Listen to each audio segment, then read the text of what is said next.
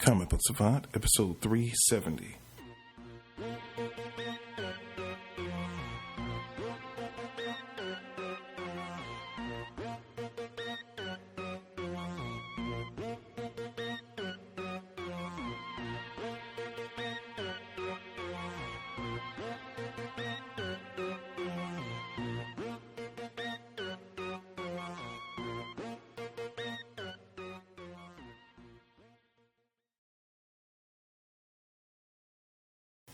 Welcome to the Comic Book Savant podcast. I'm your host, James Harris.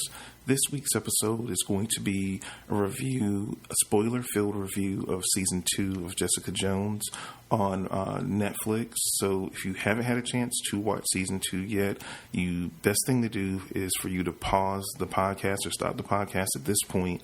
You can stop by youtube.com/comic book savant to see my non-spoiler review of Season 2 there if you're on the fence, if you want to check it out or not.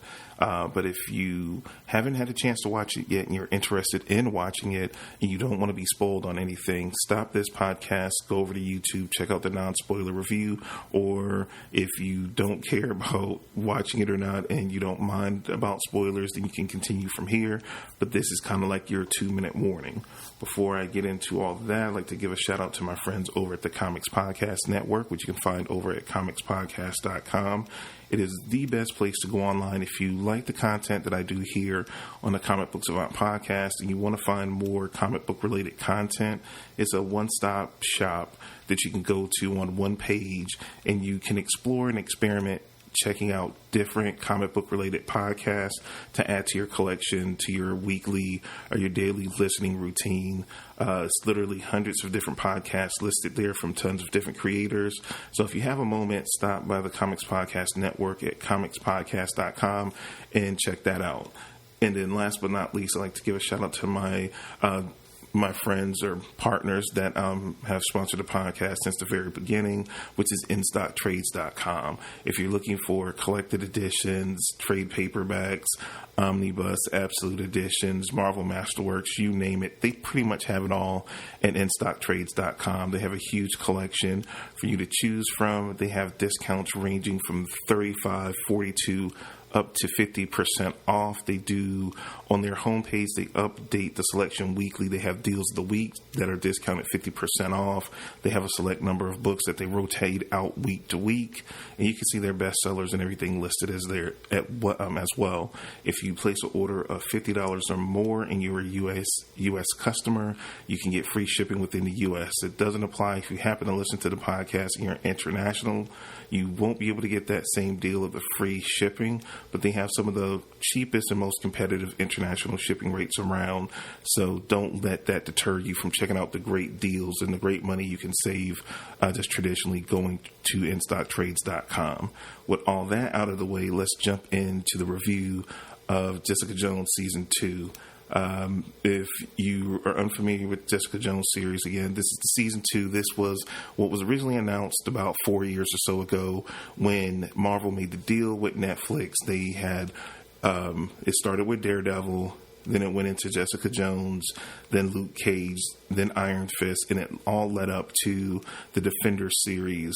The Defender series came out this past summer. Since then, we've had an additional series added to the mix, to the original 4. We had The Punisher that came out towards the end of last year, which was a fantastic series. But The Punisher did not show up in the Defender series at all. So they've been growing this Netflix universe, Netflix Marvel universe. It's more adult themed. Again, this is only for the unfamiliar. But again, this is the second season of Jessica Jones. The first season went over. It was a mixed bag for some people. I really enjoyed the first season. Largely, the Jessica Jones Netflix series is based heavily off the Brian Michael Bendis series Alias from Marvel Comics. This is pretty much translating it in with some new flair. I never read the original series, so I was really gung-ho. I caught on to Jessica Jones as a comic book character way later in the series Young Avengers, and she was a supporting character, but this really gets down to her roots and where she came from. So again, I was always a huge fan from Young Avengers and her interaction with Luke Cage later on during Brian Michael Bendis' run of the Avengers and New Avengers. Jessica Jones eventually marries Luke Cage. They have a kid together and that whole thing. So I knew her later on in her comic career. So it's cool kind of to see her roots and seeing where she came from and all the things that she endured to get to the point she got to.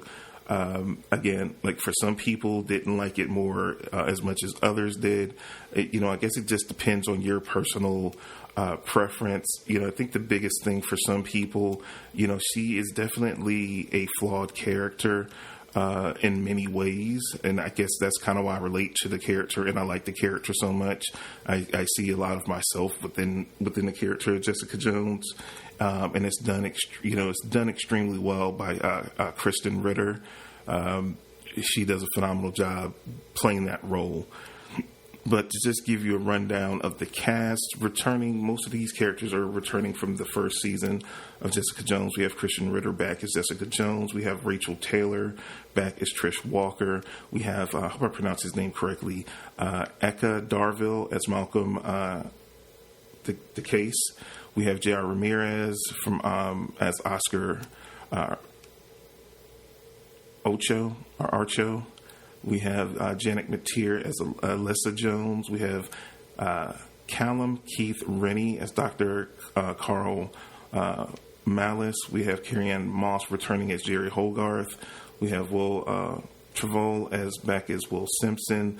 Lee Gibson as Inez Green. Eden Marichaux as Shane. Rebecca De Mornay back as Dorothy Walker. Hal Ozan as Griffin Sinclair, Terry Chen as Price Chang, and we have a guest appearance by David Tennant as Kilgrave, reprising his role as Kilgrave. It's a lot of good things I could say about the series. Again, with all the things that are going on in society right now, with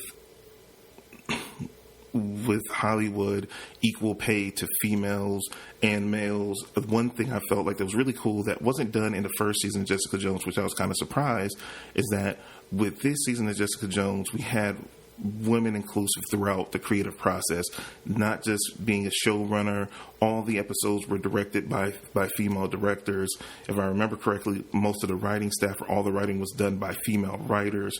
So that was really cool to see that. I think overall it kind of helped the feel of this season overall, because it felt a little bit more grounded in a reality. You don't have men, not saying that men can't do it, because we've seen tons of different comic book writers that have done tremendous job writing female characters as strong, level, powerful characters. But it was this kind of cool seeing that this was all female based, and allowing some female talent that might not have a chance to get the spotlight on a major show like this that's going to get a lot of views to kind of showcase their work.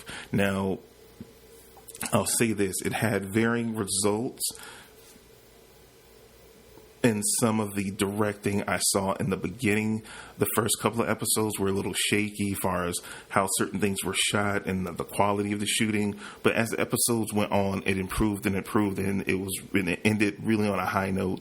So, you'll see that it starts off a little slow, but the talent, you could tell the talent ramps up as each episode goes along, and the storytelling is phenomenal from beginning to end. So the team that did the writing for this season, I really think knocked it out of the box from top to bottom. Now, some of the things that I would just have to say, I feel like the supporting cast, because really if you haven't watched the first season, or it's been a while, your core group of characters is Jessica in the center. Then we have Trish Walker, Patsy Walker, as her best friend. Then you have the character of Malcolm there as Jessica's assistant. And then you have the Carrie-Anne Moss, the Jerry Hogarth character. They're kind of that core group that the show was kind of centered around. And I have to say, from top to bottom, all four actors did a great job in acting. They really stepped up their game from the first season, but I feel like they were given a little bit more more to work with. Now, again, I never read the original Alias series, so I don't know. I know the first season is very heavily based off of the original source material. I don't know how much the second season is based off the source material or not, so I can't speak to that. But just the overall direction that the show went in, I thought was very personal, and it really helped flesh out Jessica's character a lot more. And I feel like coming out of this that I really know the character more, and it really solidified me for Christian Ritter and my thoughts is Jessica Jones at this point.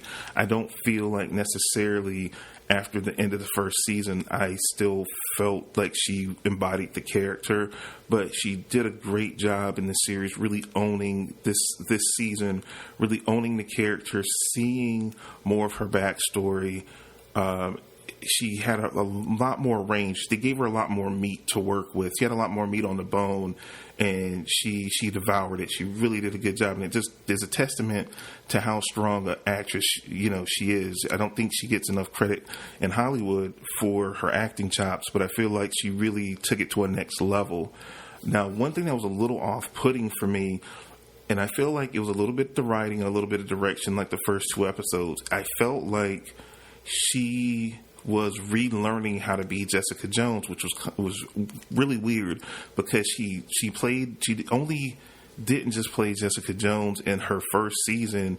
She did show up for a few episodes in Luke Cage as well, plus she was in The Defenders. So she's played this character multiple times at this point, and it was a little off-putting. It felt off-putting, like she felt like she was kind of trying to get back into character. From the 3rd episode on, all that goes away, but I feel like it was a little bit in the direction and the writing in those first 2 episodes that her performance felt a little off, and then she was off and running from there, where all the other characters were pretty much grounded and felt the same throughout, from the first episode on. But it was a little bit jarring seeing her kind of readjusting back to the character.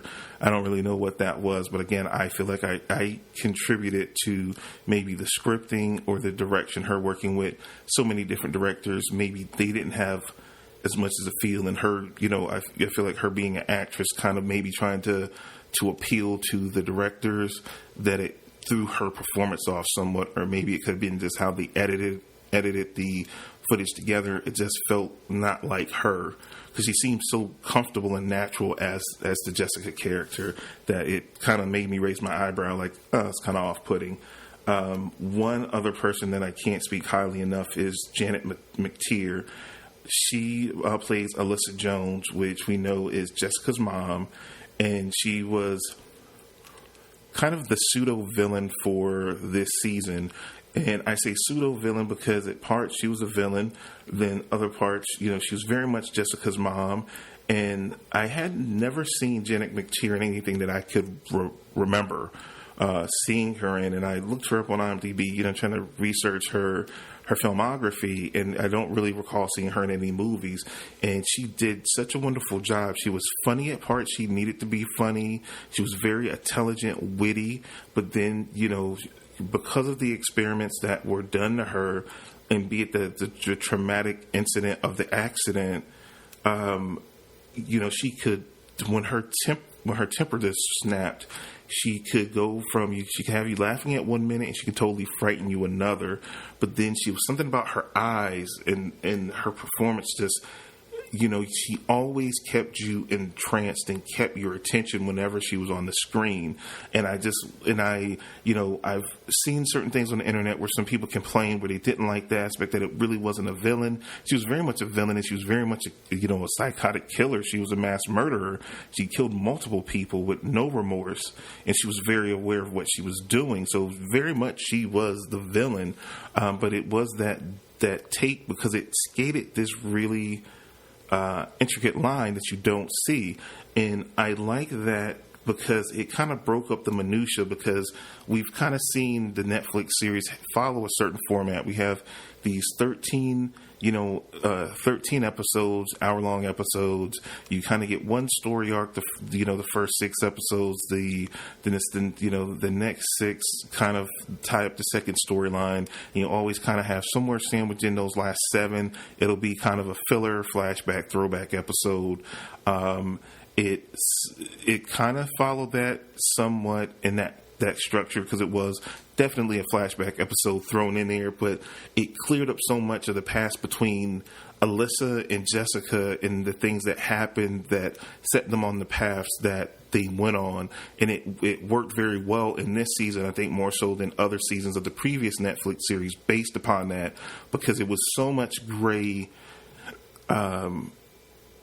area in Jessica's background that we didn't know as viewers about her past. And her mom had been presumed to have been dead for 17 years. So it was clearly a backstory there that needed to be told and shown. So it really worked.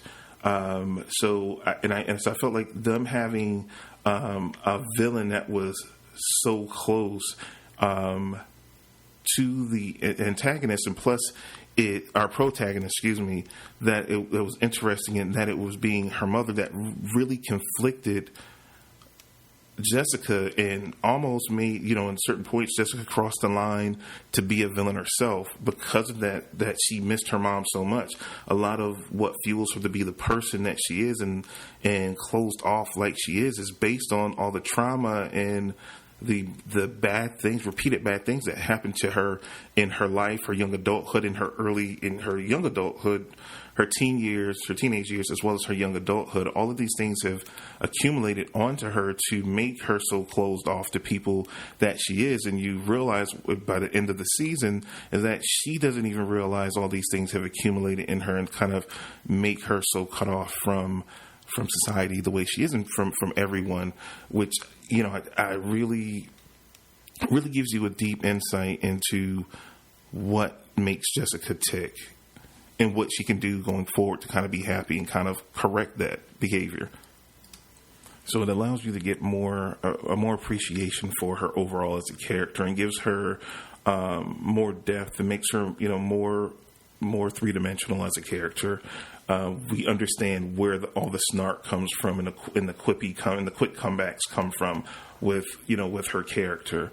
Other things that I thought that were really good parts were, even though we know that the Marvel Netflix universe of shows don't connect in the larger scheme of things with the Marvel, the MCU, the cinematic universe, they still make nods and acknowledge that it's there, even though they don't directly tie in. We heard mention of the Raft. A lot of the second half of the season, especially after Alyssa's character is captured, when Jessica turns her in, that they're going to ship her off to the Raft. So they talk about the Raft quite a bit, and that's a super, human, prison in the middle of nowhere to hold powered individuals. I really like that tie-in. It would have been cool to see maybe Rosario Dawson's Claire kind of show up, especially later in the season when Jessica kind of got shot, that she could have called on Claire to kind of help her, and like with her mom when her mom got hurt and things like that. To see some tie into the extended Marvel Netflix universe a little bit more, or even when she got put in jail, that maybe if Foggy came and bailed her out, since Matt's kind of presumed dead after the end of Defenders. Spoiler if you haven't seen Defenders. That it would have been cool. Maybe Foggy would have came to bail her out of jail, because we did see Foggy in one brief scene back at Jerry's firm. Because he did, he did go over to Jerry's firm after him and Matt broke up in Daredevil season 2, and kind of went over to Hogarth's firm. So it would have been really cool to kind of see him bail her out. Just a larger connected tissue to the Marvel Netflix universe as a whole. But we didn't really get that, which was kind of disappointing coming off of Defenders, which I thought wasn't the best overall series. I think the story wasn't there, but I felt like the chemistry between all the characters were really there. So I would have liked to have seen more interaction, but I understood too, particularly for this season of Jessica Jones, that it was a very personal story because it was dealing with her past, filling in the blanks of her past, and this whole plot with her mom. And it was very important to the character, maybe not to muddle it, but it just seemed strange that coming right off of the last time we saw Jessica was in Defenders, and here that it was like no mention of it, whatsoever. It kind of felt like, in a way, it never even existed in her world. So I don't know, as far as timeline, how that all kind of ties together in a way. That's very interesting. But I know I saw an article online where Christian Ritter was speaking to maybe Vanity Fair, Vulture, something like that, where she said she kind of felt like she said she feels, from the feeling that she's getting, that they're not going to do a Defender season 2. I don't know if that has to do with the whole Netflix Marvel deal, and by the time they would try to do a season 2, that would be around the time Disney's launching their streaming service. I don't know how that will affect these series, going forward. We do know Luke Cage is already shot and done, and that's going to be released in about 2 months. And I think that and we know where they're either still currently filming Daredevil season 3, and I'm assuming that's going to be released towards the end of this year, and maybe we'll get another season of Punisher, because that was such a big hit. So we might, but I don't know if those will be the last seasons of those shows.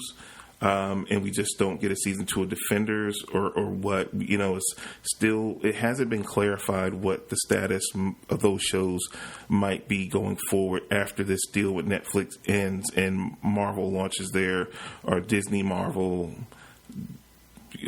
Star Wars, that content leaves Netflix and goes over to their own standalone service. If they will still exist, will they have to end? Will they be moved over? It'll be interesting to really see how that pans out, because the shows have been, pretty good. And and I forgot about Iron Fist, and I know we're going to get another season of Iron Fist as well. I think they've just started filming that, so probably, I know Luke Cage is in the can. I think Daredevil is close to being in the can, and they're just started filming on Iron Fist. So we're definitely getting one more season of those shows. Punisher, I think they announced it finally that they're doing the second season.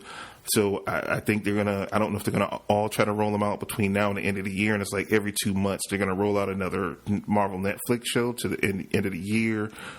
Or will they be releasing? Because I think the previous years they've done like three seasons, 2 to 3 seasons in a year, but they might be ramping it up because it's still ending, and we might get all the rest of these seasons this year, so they can at least have them filmed in the can and out on the service. So again, I want to do further research on that as time goes on to kind of see what the future of this universe and these shows might be. Now, one thing that really, really bothered me, and it started out initially, I thought it was good, was we saw in the previews that Kilgrave had returned. And it was interesting because we know at the end of season 1 that Jessica snapped his neck, so he was dead. So I was trying to figure out how was he going to be used, and when was he going to fit in the story, how he was going to fit in the story. And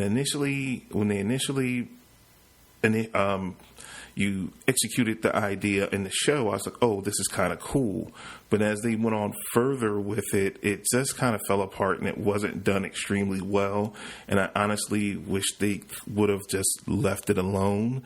And maybe they were kind of, because they knew they were going somewhere kind of different with the main villain, and they really couldn't show off who the main villain was in the previews by having everyone really loved David Tennant as Kilgrave, so to throw him in there, people get hyped so they could kind of guarantee eyes on viewing this season.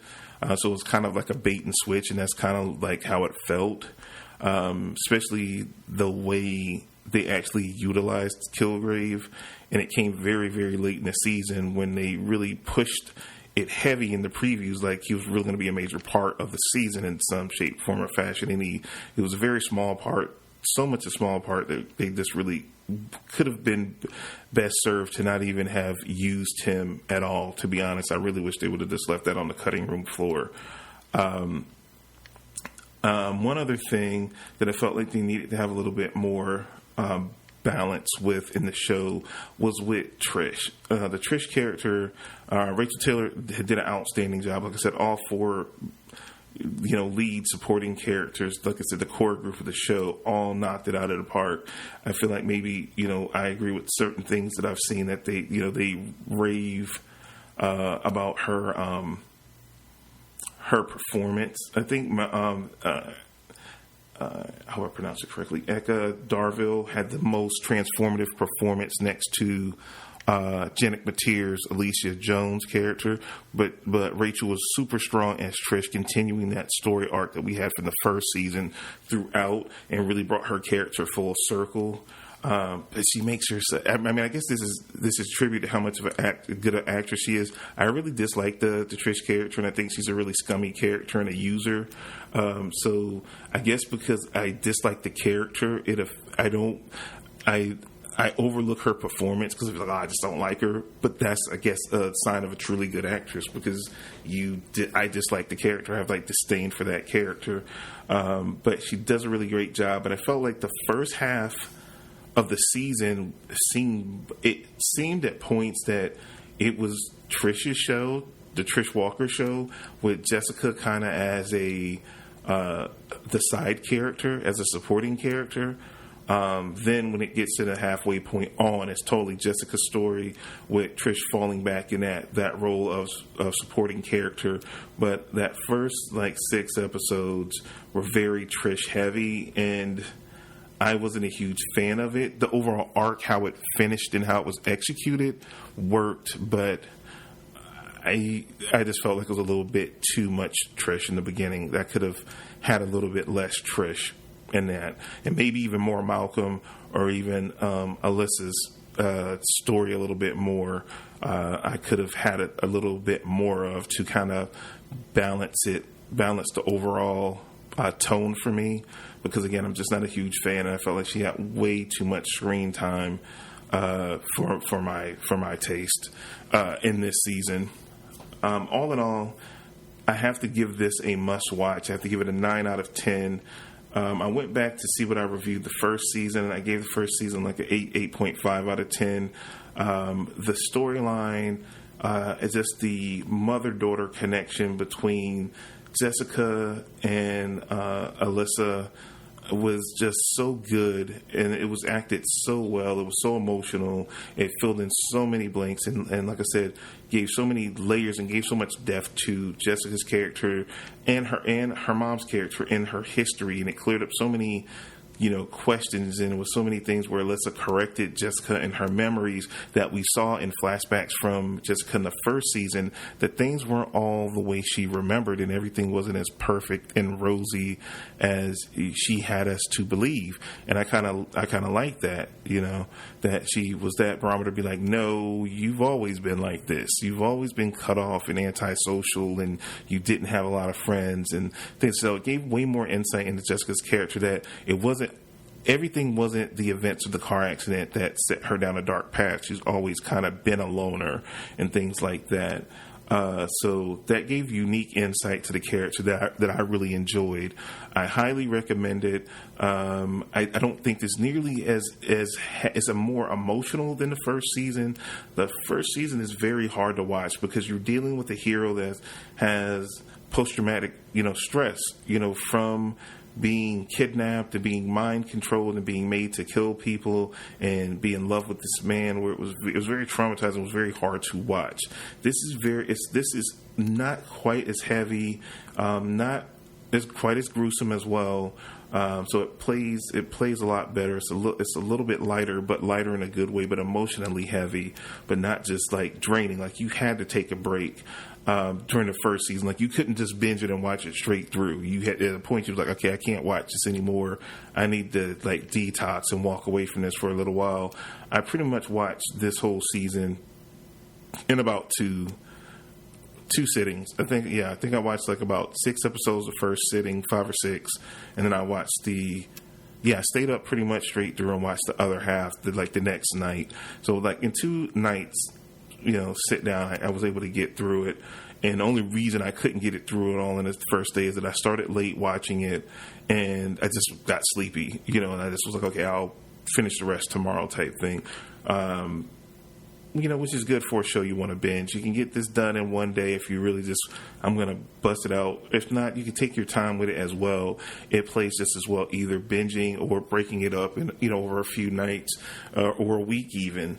But it's, I feel like this is definitely, the series is going in a good direction. It was no direct setup for what is to come in the next season, which I kind of like, because we might not get a next season. Again, that remains to be seen, and I need to do some research, and I'll follow up with you guys. I'm going to try to see what I can find on what does it mean between Netflix and Marvel when it comes to the Netflix series with their deal and what it all means going forward. But I know we're getting at least one more season of the shows that are yet to come. So like I said, we have Luke Cage coming out the middle of June. I'm assuming probably in August we'll get Iron Fist, because I believe the first season of Iron Fist came out July, August, and maybe October, late October, early November. No, well, I'll say October, and then Punisher in November, December, and that might be it. So again, I'll do some further research and I'll follow up on that, because now I'm curious about it. Even I wasn't thinking about it when I was doing the notes for this review, but it's really making me start thinking about it when from those comments she mentioned that maybe it's some truth behind it. And maybe it has something to do with the deal they have worked out. So, like I said, I will follow up on that. That's all I have for you guys for this episode. Again, if you want to share this out, feel free to do so. If not, if you know some people that might be on the fence to see it, direct them over to the Comic Book Savant YouTube channel. Again, youtube.com/Comic Book Savant, and they'll get a non-spoiler review of the Jessica Jones Season 2. Again, you can follow me on Twitter, Instagram. Also have the Facebook page, facebook.com/Comic Book Savant as well. Google+, the website, check that out, www.comicbooksavant.com. So, again, spread that out, share it. If you want to become a Patreon supporter, it is www.patreon.com/Comic Book Savant.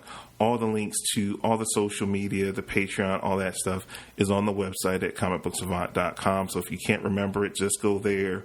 And you can also send me an email message if you want to send some feedback or suggest a topic of the show.